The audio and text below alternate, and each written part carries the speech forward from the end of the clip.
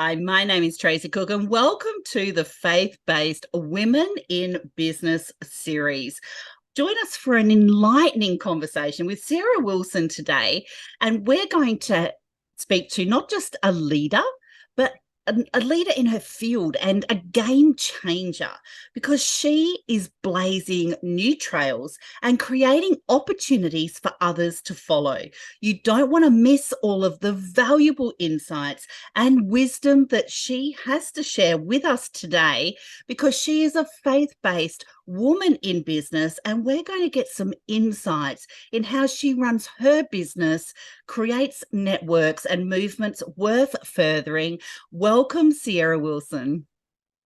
Thank you so much, Tracy. I appreciate being here.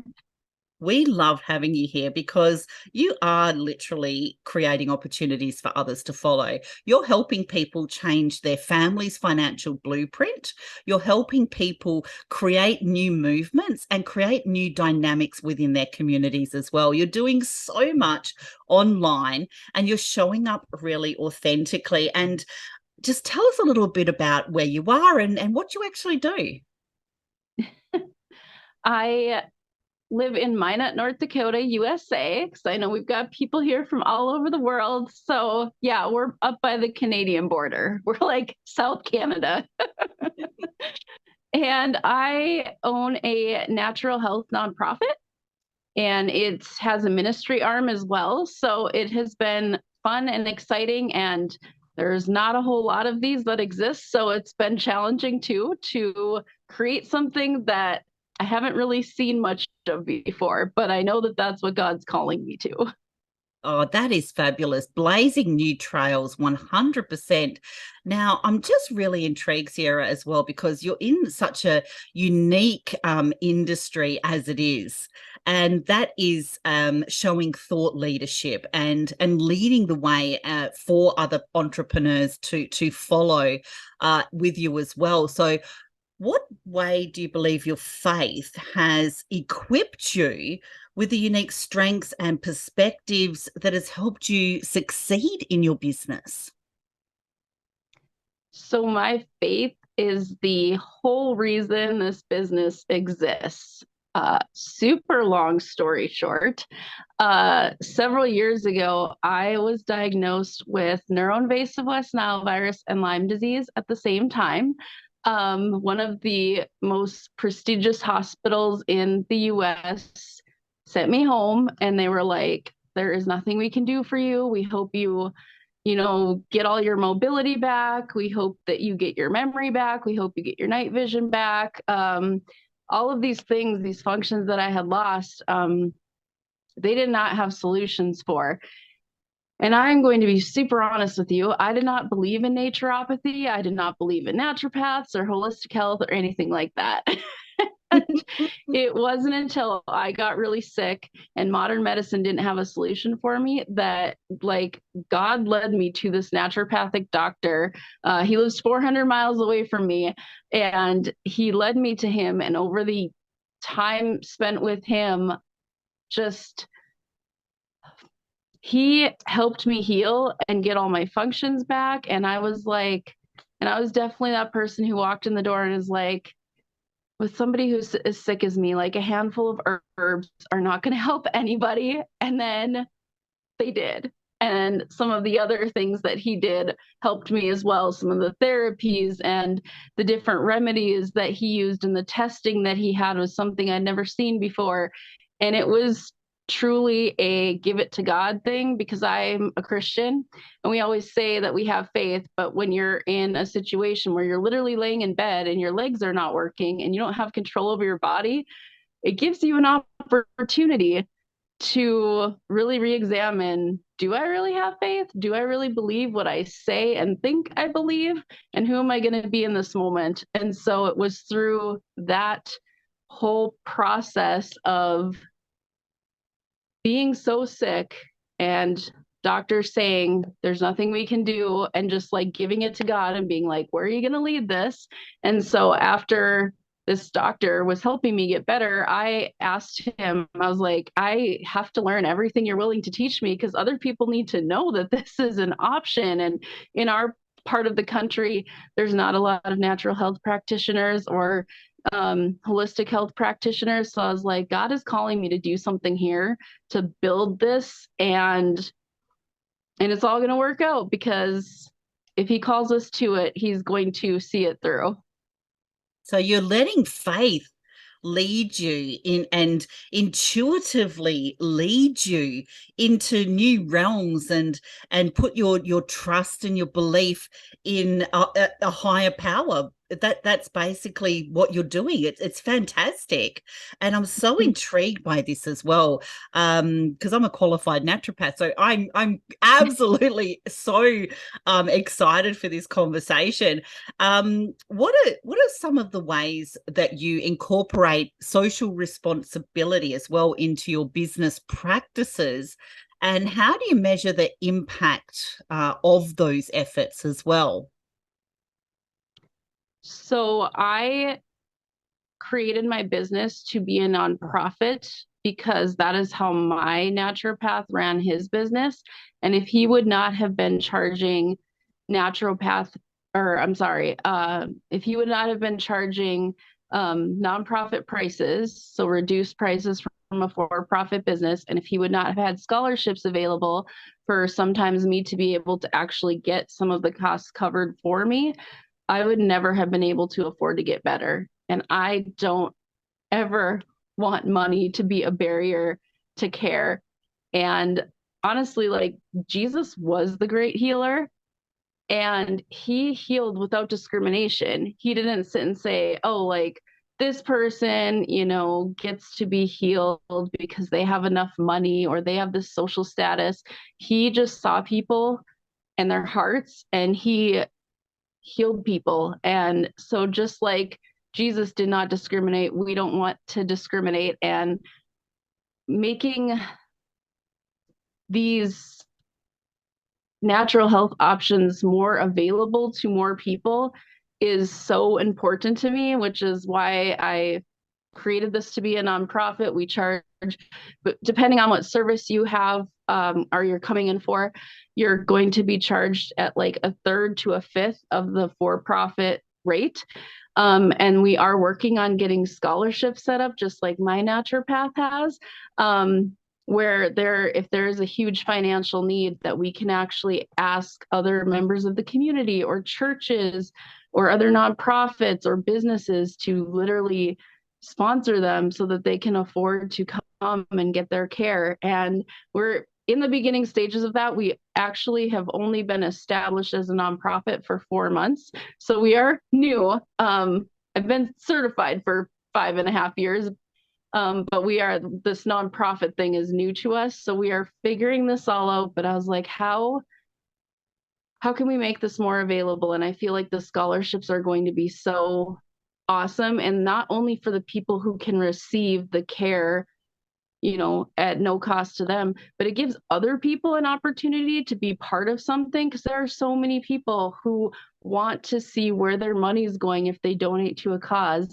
And if they can see it literally benefiting someone in their own community, somebody they maybe even know, like, how cool is that? So it gets to include other people in this, and I'm really excited for what that's going to look like.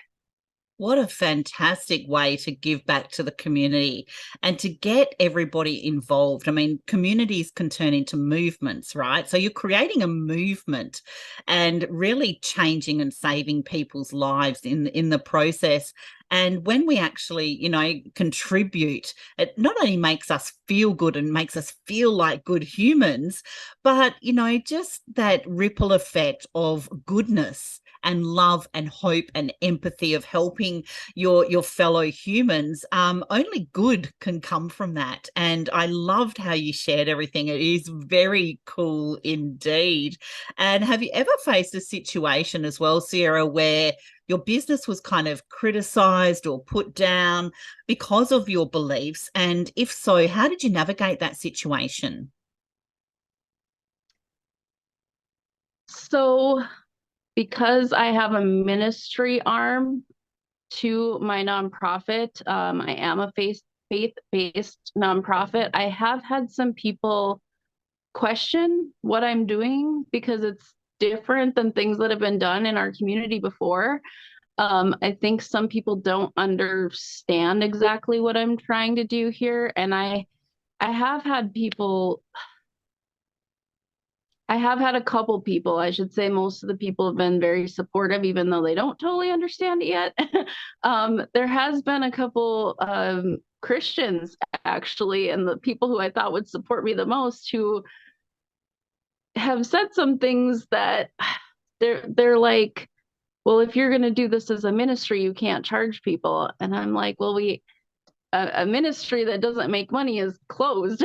So we have to find a way to be, obviously we gladly accept donations, but we have to find a way to somewhat fund ourselves as well. And so the things that we do with the natural health part of the business can, even though we're still offering it at nonprofit rates, we are using a portion of any sale that we have for a supplement or a therapy or a testing or assessment.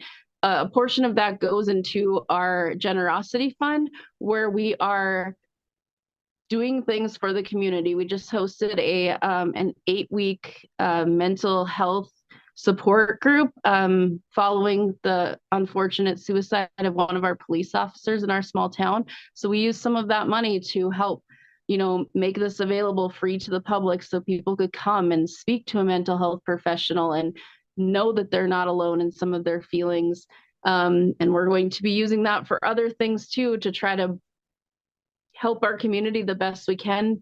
So as far as the faith piece, no one's really questioned my faith, but it has been a couple people of faith who were like, what are you trying to do here? This is a little different than other ministries we've seen, or, the way Christians or churches do things. And so that has been a growth opportunity for me to just explain, this is what I'm trying to do.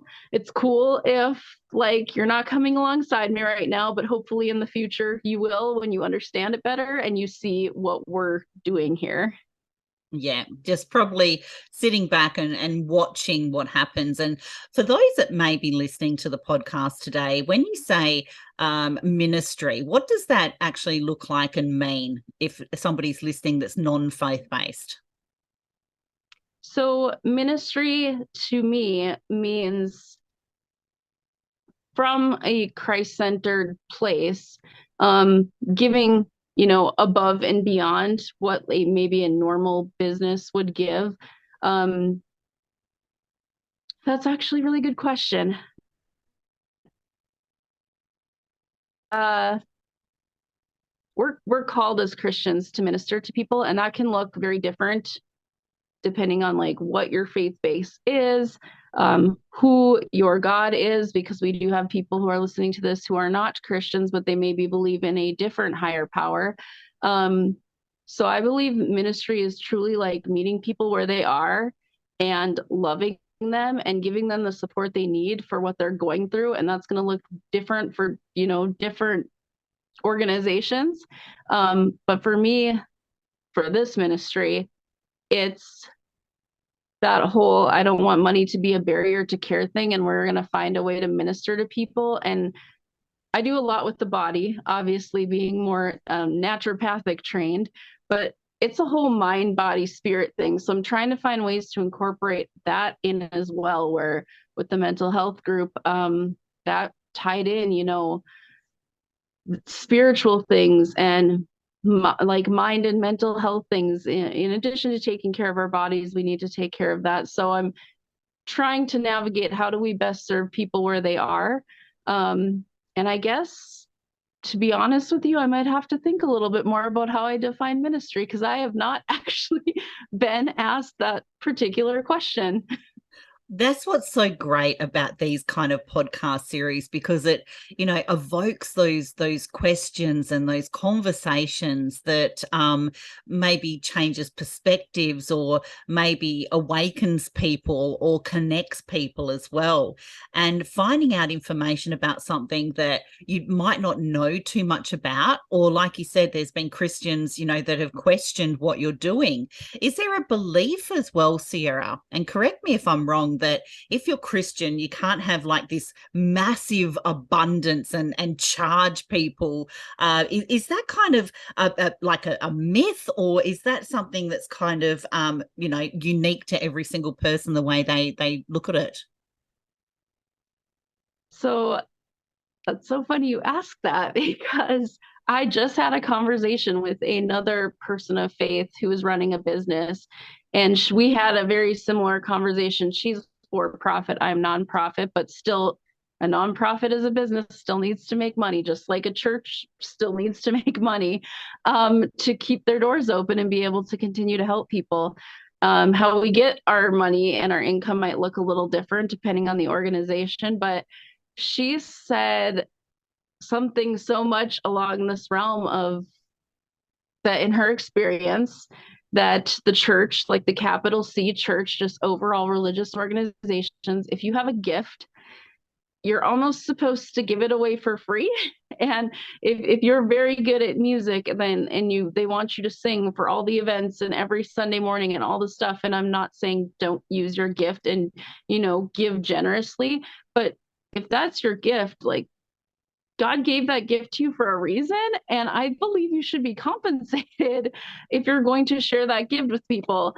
So there has been just a lot of, with my own, board, as we're navigating this nonprofit, of like, how much can we give? How much can we afford to give and still be able to pay to keep a business running? But yes, that again, just everything going on in the back of my head, how I'm supposed to articulate this into words So right it's now. such an open question. It's such an open question. And that's what I've found through this faith-based series as well, is that there seems to be this commonality that if you're Christian, like you just pointed out so clearly, you're supposed to give a lot of your gift away. And I just find that fascinating, because like you said, you've been given this gift for a reason. And I just think it's such an open-ended question that needs so much more exploration as well. And have you ever found that your faith has provided you with a unique network of support, or have you had to seek out that support? So it's been interesting navigating this. I Some of the people, like I kind of already alluded to, that I thought would be my biggest supporters have turned out to not be so much, because they just don't really understand what I'm doing. Um, I have actually had to seek out, I guess, find my people in places that I really did not expect to find my people before. And so, yeah, I have done a lot of how I ended up getting connected with you, knowing other business owners who brought us all together to write a book last year. And just, it's very cool, thankfully, with the internet, how it's easier to find your people, and you go in like a women in business Facebook group or something and ask a question, and you end up making a connection with someone who lives on the other side of the world, like you do for me. And it is cool that we have the access to find the support. But yes, I very much had to go seek it out, because I'm trying to do something that we haven't seen done a lot before. So I know I'm going to have to go and find people in places that I maybe never would have looked before. But I have been finding my people, and it is nice to be able to have that support, even from some of the people who, like I said, I work a lot with for-profit business owners. And even though our business structure might look a little different, our hearts are the same. Like, we want to serve and use our gifts to help other people. And I guess that ties kind of back into your abundance question of, God calls us to be abundant. Like, we are sons and daughters of the King, and like, he wants money in the hands of good and caring people who are going to use it to do awesome things in this world. And I tell people, like, in the Bible, it talks about how our treasures are in heaven. But the more treasures we can gather on this earth on our way there, how many other people can we minister to and help and maybe take with us when we go? So it is, yes, it has been very cool to find all the people in all the different ways that they're serving and just know that there are so many good people in this world. And I think there's a narrative too that if you have money, you're a bad person, or like it's going to change you. And there's so many people who I've actually seen that the more money they make, it doesn't change them for the worse. Like they might have nicer things, which, I mean, it's, if you want to have that certain car that you want, go for it. You've earned it. And also, they've been able to give abundantly to causes or start causes, or it made them, it amplified who they were as a person. Like we got to see more of their soul and their heart and how they want to help people. And they're literally changing the world. And it's really fun to see, especially in this online space where we get to connect. I really agree with you there. I think that, personally, money is an amplifier. I mean, so if you're a crappy person, you're just going to be a crappy person with more money. But if you are a servant leader, for example, like yourself, Sierra, and you've got abundance and you've got money and you're giving back to the community, you're giving back to charities, you're improving people's lives, I really believe money is an amplifier. And I really Mm-hmm. believe that money isn't the root of all evil. And I firmly believe that, with more money, we can do more good if it's in the hands of good people. So if we're, Yes. creating these movements and communities full of love, hope, and empathy, and we're creating abundance and changing families, financial blueprints, only good can come from that. This is such an insightful conversation. What advice would you give to maybe other women in business that are seeking out a strong support system? Um, don't be afraid to go into online spaces where there's other women in business or not in business, just other women hanging out.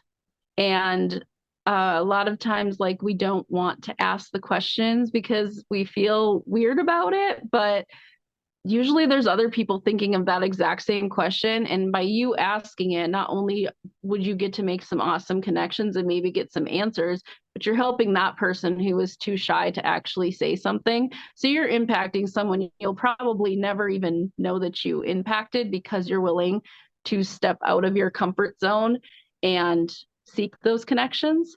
And again, we talk about, like, is money good or bad? What a question. Is the internet good or bad? Is social media good or bad? There's good and bad of everything. And I think as much as social media gets a bad rap for being like a really negative place, I would tell people, go change your algorithm. Go start following people who are super influential and hang out in spaces where we're having abundant conversations and not gossiping. And you're going to learn to love your social media because you're not going to see all of the crappy parts of it. You're going to go in there and be inspired because you're seeing other people who are using their gifts and living their best life and professing their faith and just being awesome. And then that builds you up too. And then you're like, hey, they can do that. I can do that. Or, that person's post really resonated with me. I'm going to personally message them and say, hey, like, can we have a deeper conversation? I've done that before with coaches and just been like, hey, what you said, it was literally like you were reading my diary or something. Can we talk? And they're so open. There's so many awesome people who are open to being like, yeah, let's have a human to human conversation, even though I've never met you, and let's connect. So go seek it out. Don't stay in your little box. Yeah, we can't read the label if we're inside the box, as Les Brown says. So I love this conversation. What kind of message would you like to leave the audience on today, Sarah? So the message I would like to leave, and I actually, like I told Tracy before we hopped on here and started recording, I didn't really look into all the questions and script what I was going to say. And I was like, I'm going to be a vessel, and whatever God wants to come out of my mouth, even if it's not super articulate, is going to come out of my mouth. And it is what it is. It's all the way it was supposed to be. And I really feel right now like I need to share. Most people who come into my office are women who are middle aged, who have been giving and giving and giving of themselves. Most of them are Christian women. And as Christians, or people of faith, like we've kind of already talked about, you're expected to give and give and give. And it's not that we shouldn't be giving, but we also need to be taking care of ourselves. And there are a lot of women who are coming to me who they, raise their kids. Now they're helping to raise their grandkids or being a very involved grandparent, and they are having these health struggles. And yes, we can do some things to help with that, but I want to talk to even like the younger generations to like see what's happening with your mom or your grandma, and like that they overgave and overgave and they poured from an empty cup for so long, and now they are paying a really hard price for it, as far as there might be like a physical health condition now. um Honor yourself enough to take care of yourself first, and then with the abundance that you have flowing from you, from your cup, then you can take care of so many other people. But if you don't take care of you first, you're not going to be around to your fullest capacity to help take care of all those other people that you love. So I do a lot of work with women to help them, number one, understand their bodies, because a lot of people, like, they didn't get that lesson in health class. They got a very basic, this is the difference between males and females, and this is what puberty is going to look like. But a lot of women were not taught a whole lot about their bodies and their cycles and how to use them and how to let your body flow and how to work with your body instead of against it. And then the giving and giving and giving. So what I want to leave with people is, first of all, if you're one of those givers who's been giving for decades, like, it's not too late to help maybe reverse some of these health conditions that came along with decades of not taking care of yourself. And second, to the younger generations, let's not repeat those patterns. Let's learn how to take care of us so that we don't maybe have health conditions come up later. And it is okay. It is not selfish to take care of yourself. You have to take care of yourself. God gave you one body, and we need to honor it. It is a temple. And sometimes that means not helping all the people all the time with all the things. Some very wise advice. It's there's a reason on the airplanes why they ask us to put our own oxygen mask on first, right? Before we help others. And we can't, like you said, pour from that empty cup. And it's breaking those generational cycles. Well, that's the way it's always been done. That's the way my grandma done it, and that's the way my mum done it, so that must be the way I done it. It just takes that one person to break those generational chains and really leave a legacy of good mental health and high self-esteem and practicing self-care. That is just such a powerful insight that you just shared, a message for all women, especially women running a business just like yourself. Thank you very much for participating in the Faith-Based Women in Business series, and we will see you on the next episode. Thank you very much. We'll be sharing where to connect with Sierra down below in the show notes. Connect with her. She is changing the world. Thanks, Sierra. We'll see you on the next episode. Thank you so much, Tracy. Have a wonderful day.